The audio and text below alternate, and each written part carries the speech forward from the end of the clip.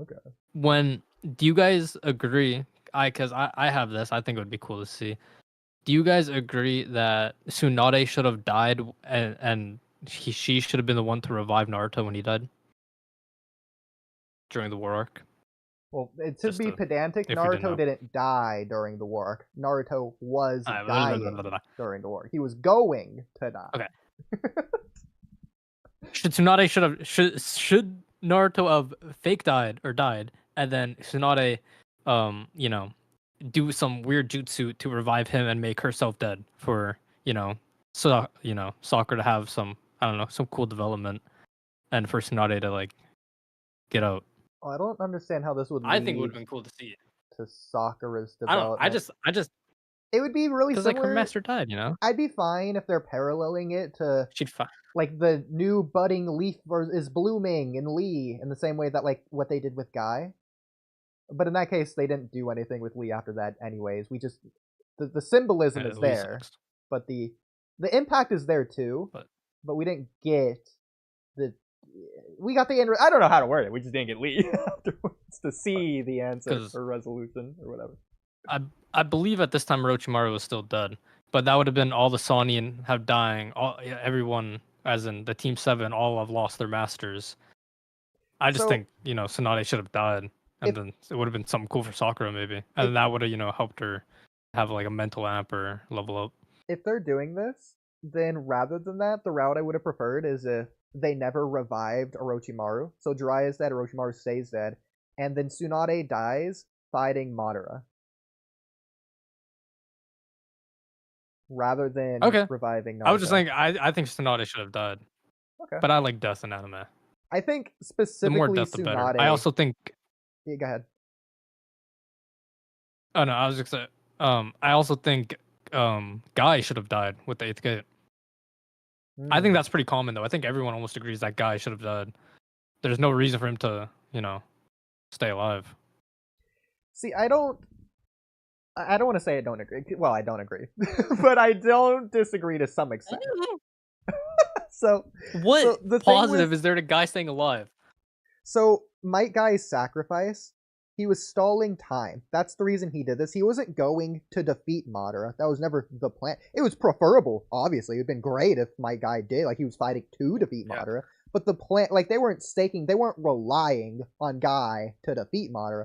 What they were doing was they were biding their time, stalling Madara to allow Naruto in particular to essentially come back to life, give him the 9 tails or whatever, revive, so he can come back to fight. So it's the previous generation sacrificing themselves for the next generation.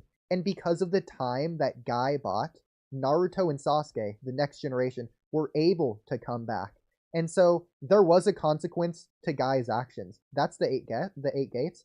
But because of Guy's resolution and conviction, he earned a gift, a present, the benefit of the next generation having enough time to find a solution, find a way, not just to fight Madara, but then to also save Guy as well. He earned his right to live in this case because of the 8 gates. Hypothetically, if if Guy never did the 8 gates, Naruto would have never been around to save Guy in the first place. Like, Madara would have just killed Guy either way in this case.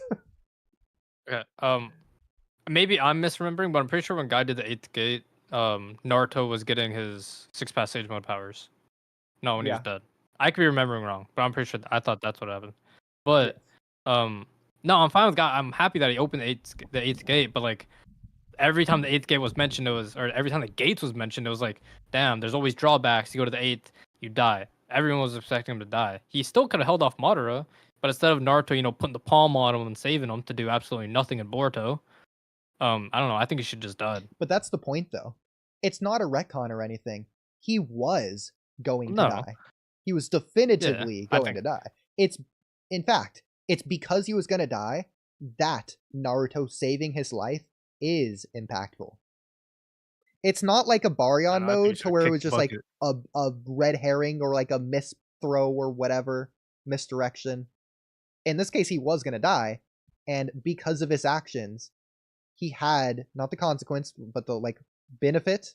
There's a word for this. I'm forgetting the word.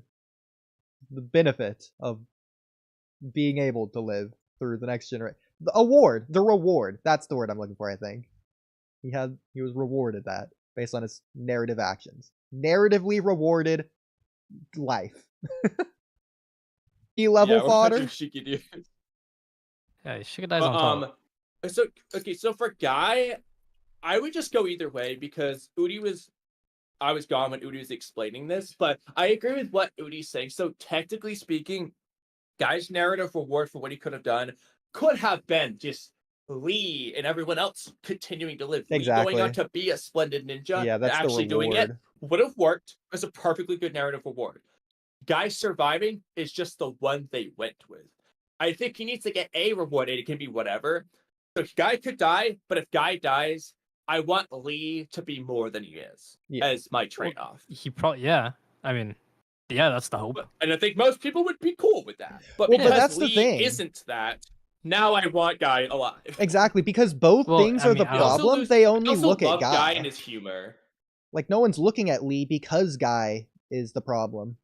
If Guy just died and wasn't revived, people would hate it still because they didn't do anything with Lee. Like, people don't even realize why they hate it.